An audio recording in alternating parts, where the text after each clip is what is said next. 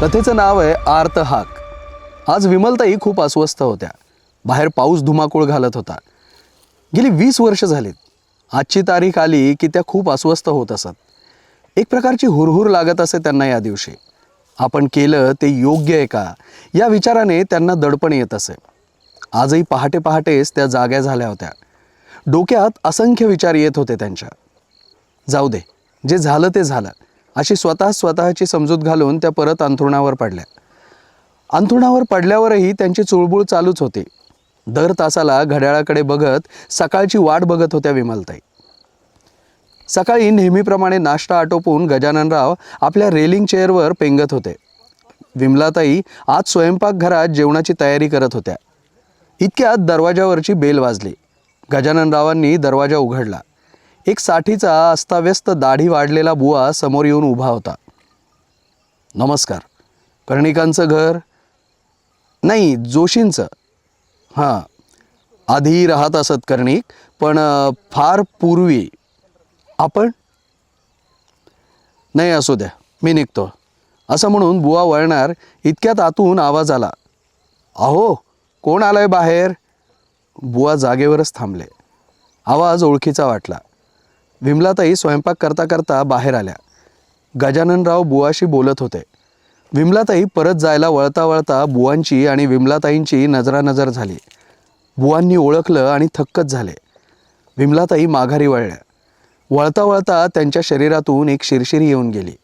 जीवाला एक अनामिक ओढ लागून राहिली त्यांच्या. ह्या? हो, माझी पत्नी. बुवांचं वाक्य पूर्ण होण्याआधीच गजाननरावांनी सांगितलं. बरं, पण आपण आपली ओळख नाही सांगितलीत. आणि कर्णिकांना आपण कसे ओळखता? मी त्यांचा जुना स्नेही. खूप वर्षांनी आलो इथे. म्हटलं हालचाल विचारावी.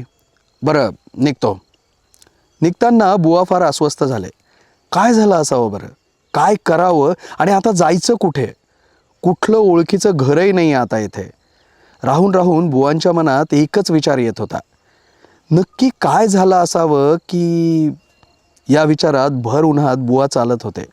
पोटात काहीच नव्हतं आणि उन्हाने घसाही कोरडा पडला होता. चालता चालता त्यांना भोवळ आली.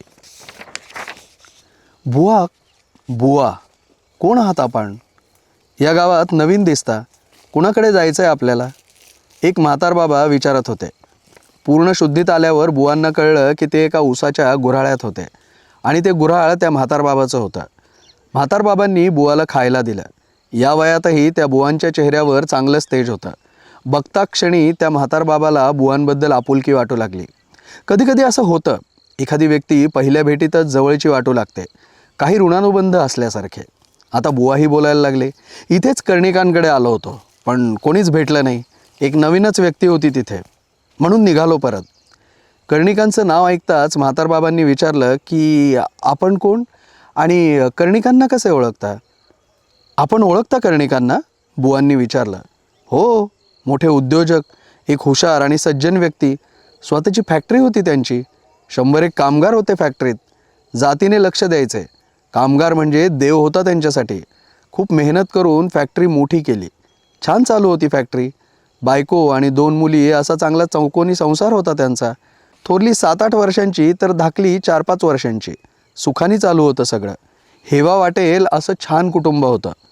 पण एक दिवस अचानक कोण जाणे दृष्ट लागली बघा बुवा. एक दिवस फॅक्टरीमध्ये राऊंड मारत असताना अचानक एक क्रेन तुटून डोक्यात पडली त्यांच्या. बरेच दिवस शुद्धीत नव्हते ते. मोठमोठे डॉक्टर, हाकीम, वैद्य सगळे उपचार झाले, पण काहीच फायदा झाला नाही. 1-2 महिन्यांनी त्यांना अचानक शुद्ध आले. देवाची कृपा म्हणूनच सगळे आनंदित झाले होते. ते उठून बसले, पण ते कोणालाच ओळखत नव्हते. डोक्याला लागलेल्या माराने त्यांच्या डोक्यावर परिणाम झाला होता. एक रुबाबदार माणूस एक लहान मुलासारखा वागू लागला. कशाची काही शुद्ध नाही. लहान मुलांसारखे रडू लागले, खेळू लागले. त्यावरही बरेच उपचार झाले. मोठमोठे डॉक्टर झाले, पण काही म्हणता काहीच फायदा झाला नाही. हळूहळू हिंसक होऊ लागले. जे दिसेल ते उचलून मारू लागले. घरच्यांनाही आता त्यांची भीती वाटू लागली. डॉक्टरांनी आता त्यांना वेड्यांच्या इस्पितळात भरती करण्याचा सल्ला दिला. खूप अनिच्छेनं आणि नाईलाजानं ते शेवटी त्यांना वेड्यांच्या इस्पितळात भरती करावं लागलं. बघता बघता एक सुखी संसार विस्कटला मालकांचा. हळूहळू दिवस जाऊ लागले.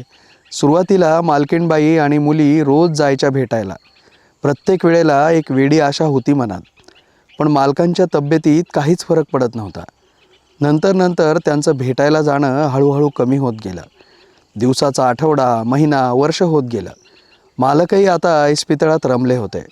2-3 वर्षानंतर तर फक्त इस्पितळात फोन करूनच विचारपूस होऊ लागली.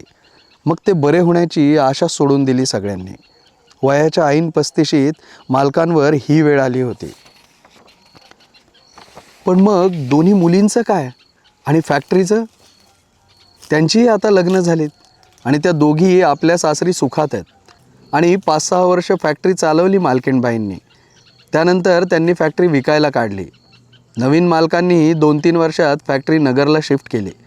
ज्यांना जमलं ते कामगार गेले नगरला. जे राहिले त्यांनी काही ना काही छोटे मोठे कामधंदे सुरू केले. काहींनी दुसरी नोकरी मिळवली आणि मी सुद्धा हे गुऱ्हाळ चालू केलं. त्यावेळी जोशींनी खूप आधार दिला मालकीणबाईंना. जोशी मालकीणबाईंचे कोणी लांबचे नातलग आहेत. हे ऐकून बुवांचा धीरच खचला आणि ते हमसून रडायला लागले. म्हातारबाबांनी बुवांना विचारलं, आपण कोण आणि आपला काय संबंध त्यांच्याशी, आणि आज इतक्या वर्षांनी कसं काय येणं केलं मालकांकडे? अशी प्रश्नांची सरबत्ती चालू केली बुवांवर. फार वाईट झालं रामू काका, फार वाईट झालं. बुवांच्या तोंडून आपलं नाव ऐकून म्हातारबाबा थक्कच झाले. बुवांचे पाय धरून रडायला लागले. मालक आपण? मालकांना जिवंत पाहून म्हातारबाबा खुश झाले. पण मालक जवळपास 20 वर्षांपूर्वी आपल्या इस्पितळाची व्हॅन पावसाच्या पुरात वाहून गेली आणि बहुतेक कुणीही वाचलं नाही अशी बातमी आली होती टीव्हीवर. सगळ्यांनी शोधण्याचा खूप प्रयत्न केला, पण काहीच लोक वाचले. काहींचे शव मिळाले आणि काही लोकांचा काहीच पत्ता लागला नाही. आपल्याला शोधण्याचाही खूप प्रयत्न केला सगळ्यांनी. नंतर मात्र आशाच सोडली. कशा सांभाळणार होत्या मालकीणबाई मुलींना या वयात? समोर मोठं आयुष्य होतं. म्हणून नंतर वर्षभरातच जोशीबरोबर असो. पण मग आपण? काही आठवत नाही रामू काका. शुद्धीवर आलो तेव्हा एका कुठल्याशा हॉस्पिटलात होतं. असं कळलं की बरीच वर्ष झालीत मी तिथे होतो. हळूहळू गोष्टी आठवत गेल्या. डॉक्टरांना सगळं सांगितल्यावर त्यांनी डिस्चार्ज दिला. मी बरा आहे हे बघून. पण रामू काका, आता परत येऊन काय फायदा? खूप उशीर झाला आता रामू काका. 25 वर्ष निघून गेलीत. अजूनही आठवते ती 8-9 वर्षांची राऊ आणि 4 वर्षांची गार्गी. चिमण्यांसारखी चिवचिव चालू असत त्यांची. बुवा जुन्या आठवणीत भावनाविवश झाले. पण आज त्या दोघीही आपल्या संसारात रमल्या आहेत. आज इतक्या वर्षांनी त्यांना त्यांचा बाबा आठवतही नसेल कदाचित. आणि मालकीणबाई पण. सगळे आपापल्या विश्वात खुश आहेत माझ्याशिवाय. इथे थांबणं शक्य नाही आता. सगळं संपलं रामू काका, सगळं संपलं. बुवा अंतःकरणाने माघारी फिरले, परत कधीही मागे न वळून बघण्यासाठी. रामू काका आपल्या धोतराने डोळे पुसत मालकांच्या पाठमोऱ्या आकृतीकडे सुन्न होऊन बघत होता. आकृती हळूहळू पुसट होत होती आणि एकच आर्त हाक वातावरणात घुमत होती. मालक, मालक. अतिशय सुंदर कथा होती, ज्याचे लेखक होते सुनील देशपांडे, ठाणे इथून. आणि ही कथा आम्हाला सोशल मीडियावरती सापडली, आम्हाला आवडली.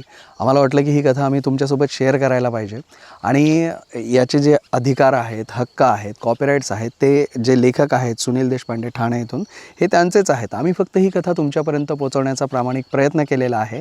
आमच्या कथाकरी चॅनलवर ही कथा तुम्ही ऐकलीत आणि जर तुम्हाला ही कथा आवडली असेल तर नक्कीच लाईक करा, शेअर करा आणि आमच्या कथाकरी चॅनलला सबस्क्राईब करा.